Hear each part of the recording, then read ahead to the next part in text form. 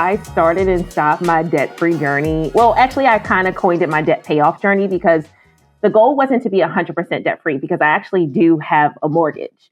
I just wanted to be through with my credit cards and student loans because every time I turned around, I got paid. I knew I made decent money, but then I was like immediately broke and didn't have the money for the things that I thought were important to me. I was $189,000 in debt. That was $130,000 in student loans, about $5,000 or so maybe left on my car at the time, or my car loan. And then the rest was credit card debt. And that credit card debt was spread across 15 credit cards, which is absolutely insane when I say it out loud. I'm telling myself that I'm going to stick to this, but who better to hold me accountable than strangers on the internet? And that is what made me create Debt-Free Gonna Be. I would come across pages that would, or people that would call themselves debt-free wannabes. And to me, it's not definitive enough. It's, yeah, I want that, but am I going to actually acquire that? Am I actually going to reach that goal? And so I said, all right, well, I'm a debt-free gonna be, because I'm gonna be debt-free. If I'm going to show up on social media, if I'm going to put my life out there, I have to be 100% authentically myself, or I can't do it.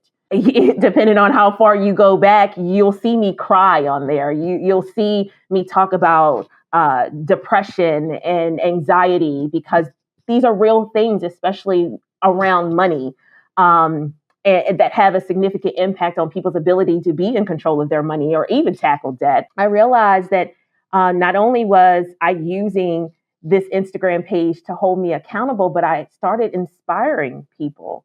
And it actually kind of makes me a little emotional because it's been a ride, because I've impacted so many people in such a positive way. And sometimes I wake up and I'm like, I can't believe I get to do this, in my spare time. But it's been such a rewarding thing. You made the decisions that you did based on the information that you had at the time. And you cannot beat yourself up about that. You do now have control over what you do from this point on. So acknowledge it. And it's hard too. It's hard to come face to face with things you might have done, money that you spent that you maybe didn't have, or made poor decisions with your money. But now that you have a great resource like myself, other people in the personal finance community, which you can find support there if you don't have it in your actual in real life, circle.